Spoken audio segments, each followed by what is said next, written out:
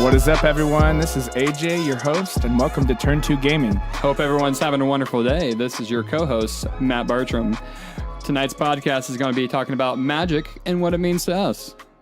So yeah, this is our first podcast, and we just want to tell you all about ourselves. Yeah, we're just here to show off what we are and just hopefully get you guys on the board. First topic of the day is how do we get into magic? Oh, man. So I got into magic about 3 years ago this summer, and I actually watched a Netflix documentary about it. Oh, man. So that's what kind of got you into it then? Yeah, the Enter the Battlefield. So I'm still pretty recent in the magic. I've started since Dominaria. I'm pretty much not in the year mark, but very close to it.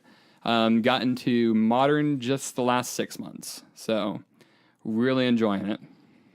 Nice. Yeah. It's how do you like modern? I think it's a kind of a better format, just to me, because it's a little bit faster. You get to play cards that you can't quite in standard. And with that ability, it kind of makes things last longer, if that makes sense, because you can use cards from whenever. Yeah. I mean, it's not like Legacy, but it's not near as crazy as Legacy either. Yeah. Or expensive. Yeah. So, what's been your favorite deck over the past 3 years?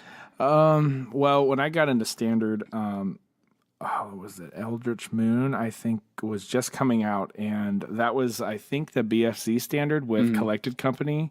Dragons of Cartier was still in, and Tarkir, sorry, and it was still in standard, and Bant Company was the big deal.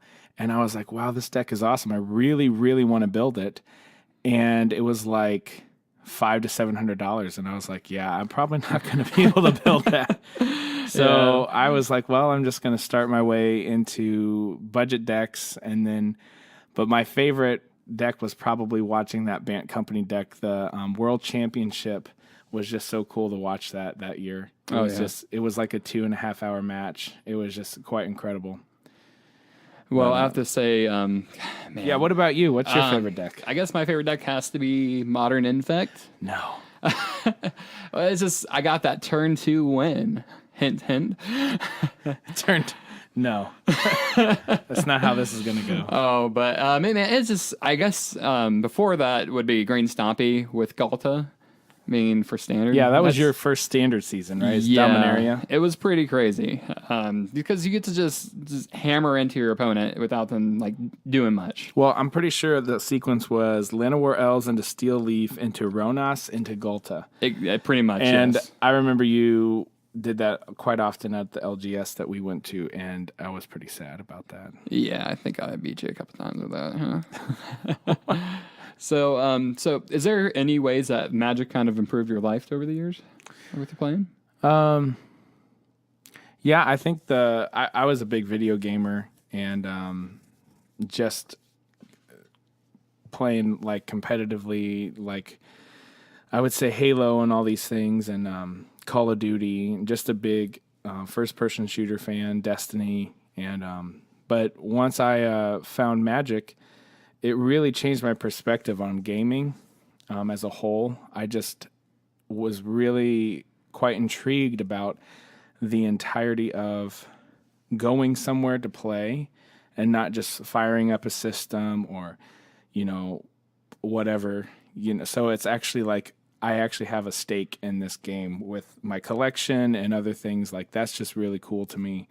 And I feel like it's improved my social life and being able to hang out with you, and also just getting out there and doing like tournaments and things like that I've always wanted to do because I was really into Pokemon and Yu-Gi-Oh when I was a kid. But now that I can travel and do more, this has been a huge deal for me, and being able to do something that's quite fun and I would say very challenging as well. No, I agree with you on that because it's like, for me, it's like I would add on to that it kind of helps improve your mind a little bit. Helps you solve complicated problems to a degree because it's like a lot of times in Magic you get in that predicament that you exactly don't know what you're going to do next. Yeah. No, totally. And I feel like that can kind of help you out the real world a little bit because it can help you solve problems that you like. It's almost in the same predicament, but not with cards. Yeah. So I think that's kind of one way. And then I would agree with the whole part is just bringing the social aspect into it and building bondships closer with your friends a little bit stronger than how the internet can with video games. So I think that's kind of my mindset of that is. Well, and there's like a community behind it. I just didn't realize how big the Magic community was and who all's in it. And it's cool because you just share this hobby. Oh, for sure. You can play it any way you want, and you can still like find someone that used to play back in '93 or somebody who just picked it up this past year with Arena. And it's just quite amazing that the whole scope of a 25 years going into the next 25 years, like I could be teaching my kids how to play this game 10, 15 years from now. For sure. And I think that's kind of the cool thing. And talking about people who played it since 93, you said, right? Yeah. You can gain knowledge from those people. Exactly. Especially like on Commander nights or just, I guess, standard too. I mean, you can still just learn how to play better because they've done it. They know all about it. they lived through it.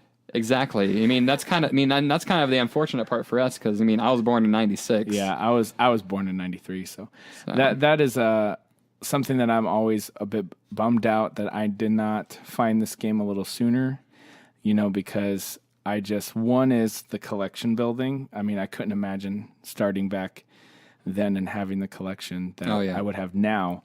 But probably a rich person right now too. No, knowing me, I'd probably just sold it all off. Try to get the next big card. Yeah. But going on to the next topic here. So talking about building decks, like what is it to Magic for you that you like to do regarding the deck choice that you use, or like do you net deck, do you brew?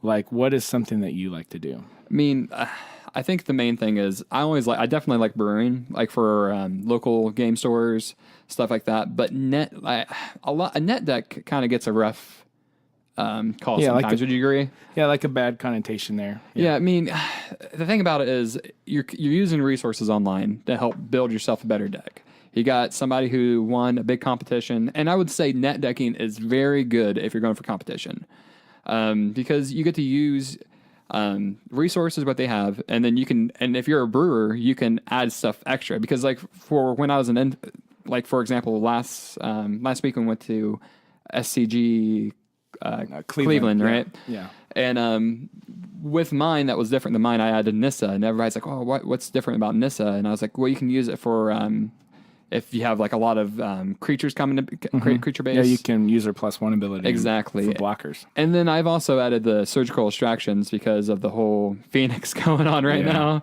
And it's kind of nice when you get those snap casters come out and they try to bring one of those guys back out. I mean, you know how that's like. Yeah, I do.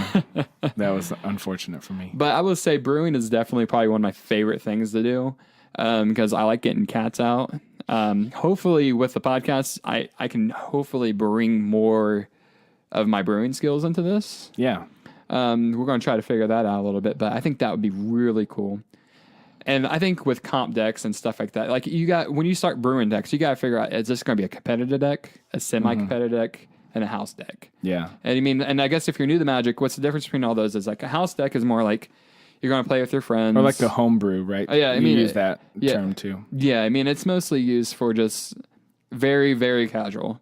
Yeah. You want to do something stupid, like get like 50 cats out and attack with somebody, or gain a billion health. Yeah.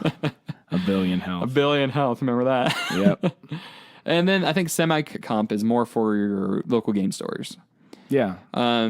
Yeah, and I think the way I see it is like net decking is like what you said, Matt, about the tool that you can use to kind of see what is successful and what cards people are most like bringing together. I think the best tool for that is like MTG Goldfish, EDH Rec for Commander players. Is MTG Salvation? Is that one of them? MTG Salvation. I don't know if it has as many deck lists, but that's where a good form. And then also MTG Top 8. And those will just basically bring you like all of the different top decks performing But I tend to not have as much time to brew, which is something that I wish I had more time to do. But I think with moving into from when you start Magic into this, like I kind of had a journey of I wanted the top tier deck, couldn't afford it, so I started budget, and then over the past 3 years I've moved into competitive play. Yes. And that's something that I think you can stop along the way, but you want to play Magic the way you want to enjoy it as well. And brewing is something that is very, very fun, especially whenever something you've made succeeds, and also if it even succeeds in the top tier level as well.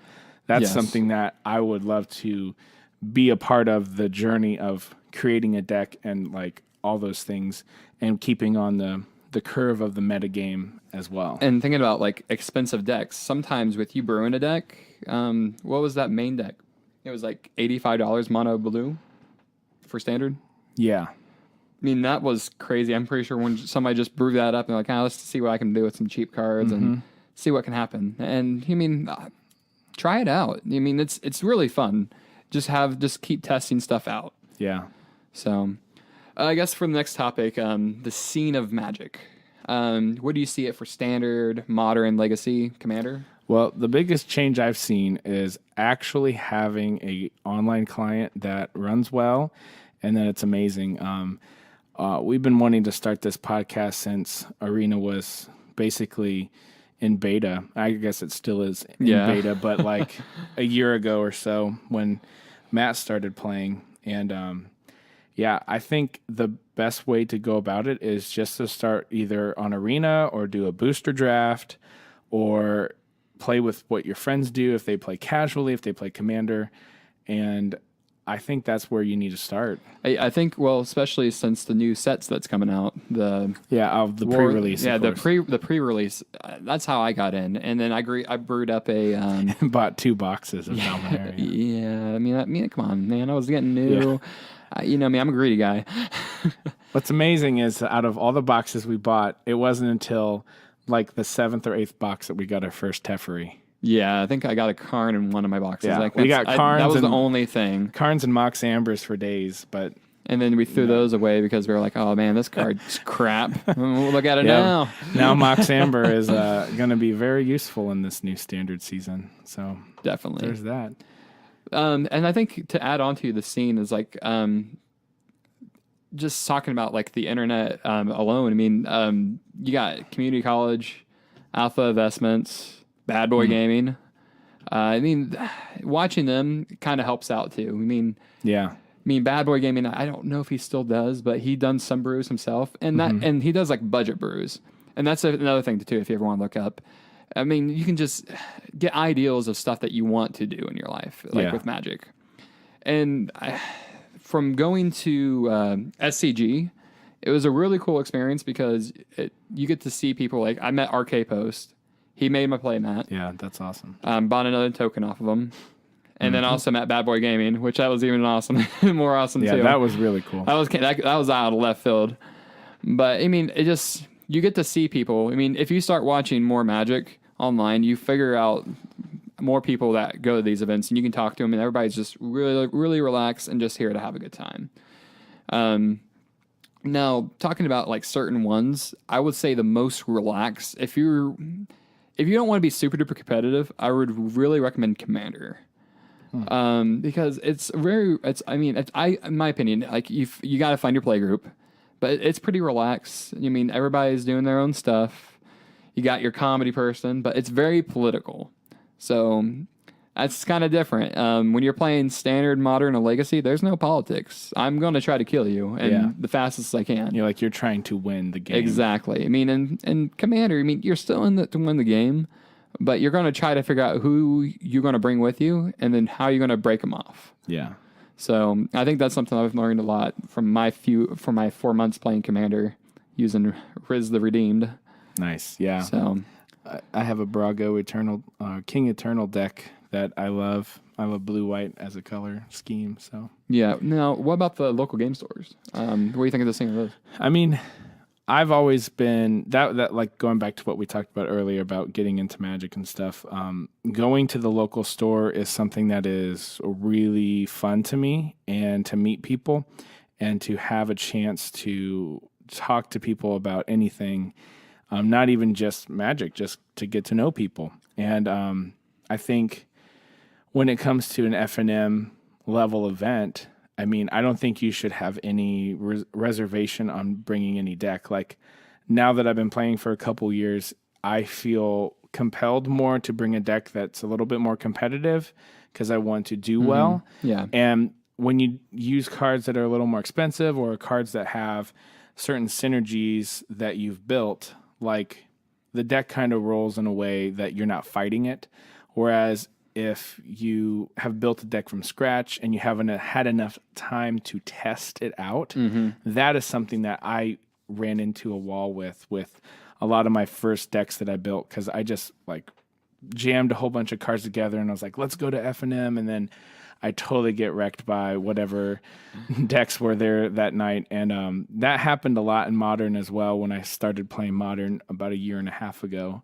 So that was really hard for me to understand. But F&M is such a good place to meet people and have a chance to kind of test your might, as you say, you know, like, I don't know. I think it's just fun, and I think everybody should go to it, because even though Arena is a thing, and I love Arena, it's just going to the actual game store and feeling the physical card and playing it is just, there's like no comparison to that. Yeah, I mean, to add on to that too, with FMN, there's going to local game stores it's just kind of a good experience. Instead of going to Walmart. I mean, I know not everybody has a good local game store. I mean to buy cards. We can play Magic at Subway at Walmart, right? I think we could actually, but that wouldn't really get us very far. No, it wouldn't. But like I said, I mean, a lot of people don't have that kind of local game store, and if you don't, yeah, I mean, I would at least say set aside one time a month to try to just to see what it's like, to have fun with it. I mean, if you haven't done it, yeah. But I really agree with that. And if you don't have that, like I said, have your play group. You know what I mean? With Commander, you can set up at your house, just play fun, and just have fun there. And that's another thing about local game stores. You can find people and trust them and invite them to your house and play. Yeah, that's true. But we just came back from SCG Cleveland. Oh yes, and that was a lot of fun. And it was quite the experience going 5-4 with Tron. That was something else. Yeah, I mean, it was a pretty nutty experience. I really enjoyed it. You get to see how other people play for sure. On the competitive side. I mean, when we talk about SCG, it's definitely a step higher than going to your local game store. But local game store is really good for training. Now, when now if it's your first time going to an SCG, I would recommend just doing side events all the time. Just kind of get the taste of everything. Well, and also too, SCG is the kind of, I would say, the East Coast version of Grand Prix. I know Grand Prix are Magic Fest. Yeah. Oops. Sorry. Magic Fests. Those are Wizard ran events, and Star City Games is a game store out of Roanoke, Virginia, and they run a whole circuit. And that is something that is really nice because, like, we can just get to those a little easier and be able to compete at the same level as the Magic Fests are. But yeah. Yeah, I mean, I agree with you on that. I mean, you just get to kind of just enjoy it and just get that competitiveness to get yourself ready. Because it's like I said, you're not going to, if you want to get competitive in Magic, local game stores are probably not the right spot for it. It depends, though. I guess so. I mean, like if you're going to like a bigger, I guess you get to a bigger town. Probably bigger towns have like higher, like density of stores. I guess, yeah. That would probably be more of a competitive scene. So yeah, and that really makes a difference.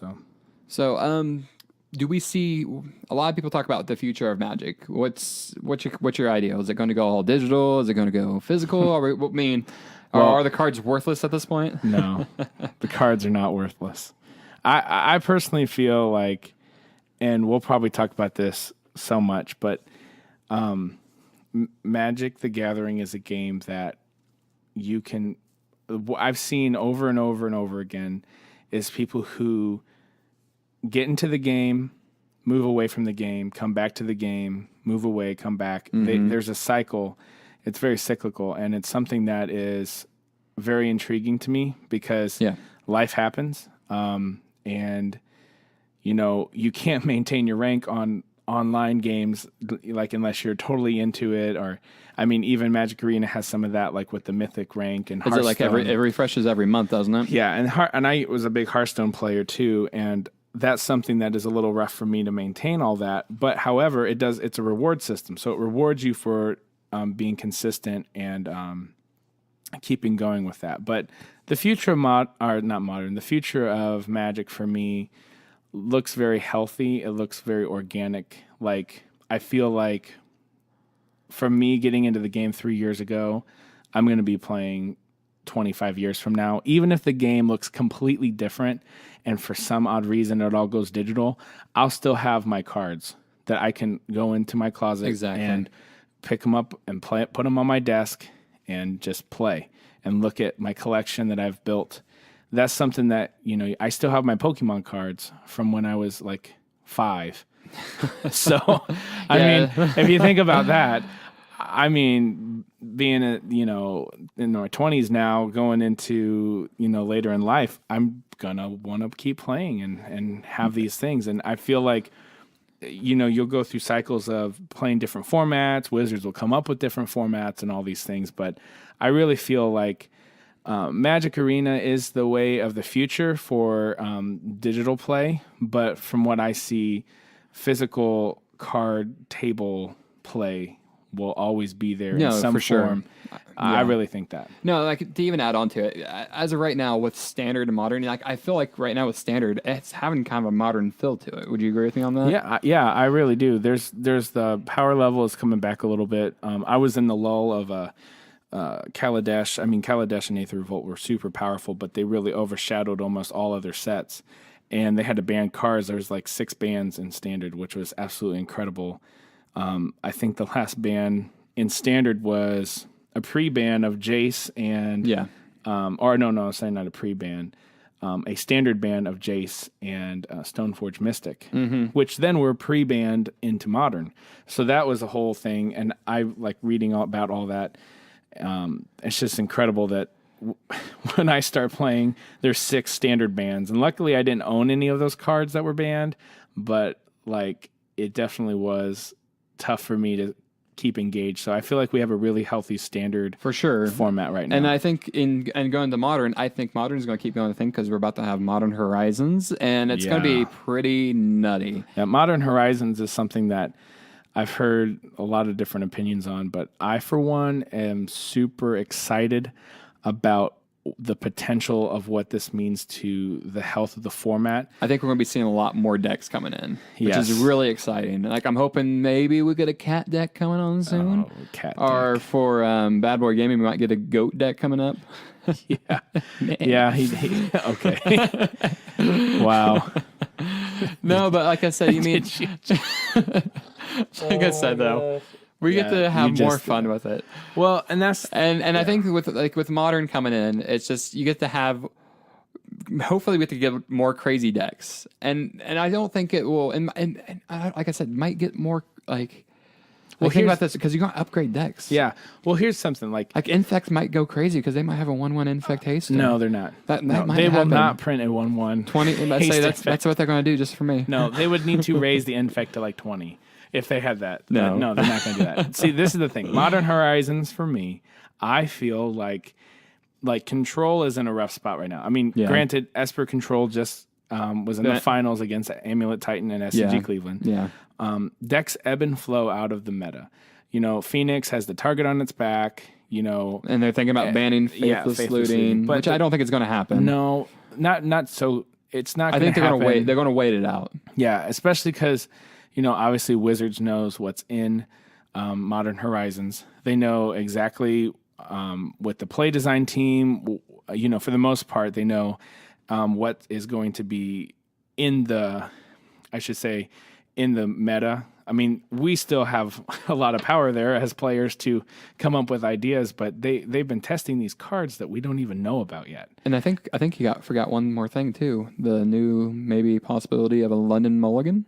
Oh yeah, because that's going to change things up but too. one thing real quick about Horizons, I didn't go say. for it.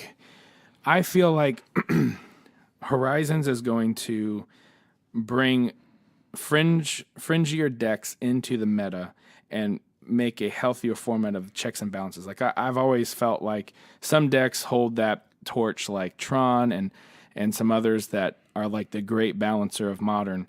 Like you have to be prepared for Tron, you have to be prepared for Storm, but right now it's Phoenix and all these things.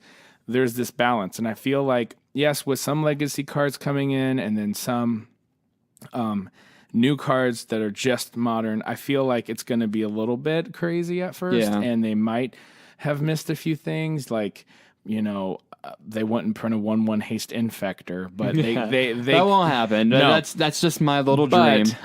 That dream of yours is also many dreams of other players that want their deck to have that piece that would push it over the edge. Exactly. And there could be a printed 0-mana artifact that we're like, wow, why would you print this? But really, honestly, I feel like the whole set as a whole is going to give us a chance to see where Wizards wants to take Modern as a format. Yeah. And hopefully it will leave Legacy at the power level it is. It will let Standard have understood power level of like you want to be doing stuff between turns 4 and 8, whereas Modern seems to be you want to be doing turns 1 to 4. Mm-hmm. So I think that's something to keep in mind. But the London Mulligan is definitely going to be very interesting, and I'm excited to see Magic Fest or London. What will happen? It's definitely going to allow you to get the pieces that you're going to need from your side, or even for your main deck. I mean, for Burn, imagine you mulligan down to 5. I could see Burn cutting a land. I could see a lot of decks cutting a land. And even with, I'm going to talk about Infect. Infect's going to go. No one wants to talk about Infect. I mean, I think Infect's going to be even more. Yeah. I think you're going to probably see that a lot more in the meta. Well, and I think the decks that want to abuse the Mulligan rule will abuse them, but I also Storm feel probably would use it, definitely. Yeah, Storm and Tron, it will make finding the pieces better. Oh yeah, for sure. But I feel like there's a lot to talk about there with that. But I know you and I have been play testing with all of our like Modern Gauntlet decks and starting to do that, and I feel like just having the option to put cards back and like draw a 7-card every single time. Oh yeah. Even though that can be abused with combo decks and like Gristlebrand and all these cards that, Through the Breach and Tron and Storm and all these crazy combo decks, I feel like there's other options for decks that you just seeing the 7-card hand every single like mulligan is just amazing. And I think the sweet spot is that 5, like around 5, because we just practice, and I won some games with Phoenix that I knew I wasn't going to, but I was able to see 7 cards, and that was really awesome. And I think the thing that's kind of cool about this too is that there's been plenty of times that I've mulliganed down to 4, and it just sucks.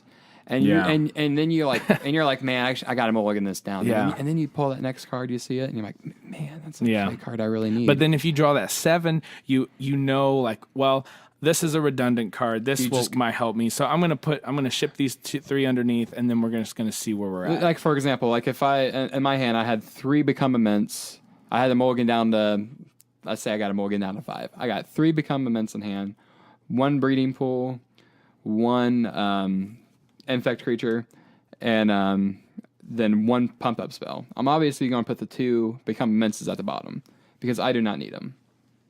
Yeah, no, that makes sense. So, and I guess to kind of, before we end the subject today, I guess we didn't really talk too much about Legacy. Yeah. Well, Legacy is something that, I mean, it's already kind of proven itself in a way because Legacy is like vintage and going back to like 93, 94 format. People are always going to want to play with their cards. So formats will come and go, and these staples of formats will happen. So I think Legacy obviously is going to keep its power level and just... Yeah, I mean, I think it's going to keep its power level. I don't know. Is it pretty popular? I mean, I'm kind of ignorant when it comes to Legacy. Legacy is, I think it's a very popular and fun format. I've watched a lot of people play it.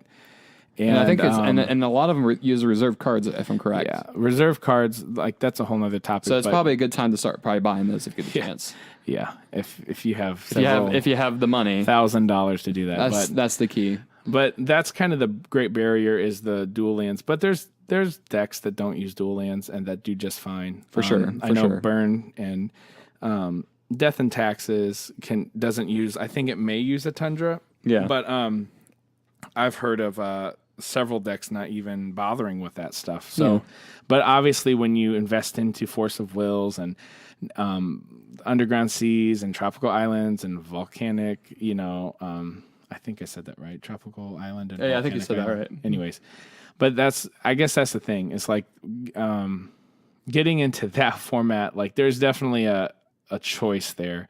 Even with Modern too, with them saying that they're not going to reprint fetches. I mean, that's a whole thing. Yeah, that, and I know some. I mean, they didn't explicitly say they're not going to reprint fetches, but they're not Modern Masters. They're not going to reprint anything from Modern. Yeah. Well, Modern it's Masters. all new Modern cards. Exactly. And and it kind of makes you think too. Is there going to be like? I know some people are freaking out. Like, oh man, is there going to be something better than a fetch land? Yeah. And I'm like, I don't think there is, but there might be something coming up that might be pretty nice. I think they want to keep things the way they are, but obviously if Scalding Tarns are $300 a piece, and foils are $500, like, they're going to have to do something about that. They're going to have to keep some way of keeping cards in a steady flow every year or two, and it may just be like a supplemental product, but there needs to be something in place, but I'm sure we'll get there eventually. And I'm sure if with this coming out too, I know we didn't talk about Popper, but I think we might even get like a Popper box in the future, possibly. Yeah. But Popper is one of those things that I think they did a really good job in Masters 25. Oh yeah, maybe one of the only good things. I know that like with Masters 25 was a little rough on some of the EV, but a lot of that stuff's regaining like a lot of its value over the course of the past year and a half or two. And what I mean about the Popper cards is there was a ton of Popper cards in there that really needed reprinted. Obviously, Oubliette was not reprinted, the black prison card, but the thing is those cards are easier to reprint than fetches. Yeah, for sure. So obviously, and they don't want to ruin the market either. So they want to keep the market the same. They don't want to. Yeah. Like like when things boom or like when things go down, like KCI. There's a reason behind it. So yeah, but yeah, this has been fun. This is something that we hope to be doing on a regular basis. We're gonna try to do a podcast a week if we can. Kind of keep up with, just with the time. Like, what am I trying to say? We're just here just to kind of keep updated. This is more of a hobby for us right now. We just want to really just we want to see what this talk takes. about. Yeah, and we talk about Magic all the time, so might as well put it on a podcast, right? Well, I guess the thing is like just put some mics in front of us and let's just talk. And the thing is, this is a fun hobby, and it's something that we can share with a lot of people. Exactly. And whoever listens to this and whoever enjoys. If there's only one person listening to this. You're awesome. Hey, you're great. You're great. Because at least if you get to talk to us, that's I'm cool with that. Well, and that's the fun thing is like because you get to build friends. Yeah, and everybody has a way to approach like the game, like we talked about earlier. Yeah, and that's something that I'm excited about seeing other people's opinions and how they will, it's just really cool. Yeah, well, let us know in the comments what Magic means to you and what would be some things that you'd like to see from this podcast, just to kind of help us out because, we're new to YouTube. We're new to this, but we're excited. So, yeah. And I'm excited to see where just the podcast goes and just all that. So, for sure. Yeah, but until next time, keep it real. Peace out, guys.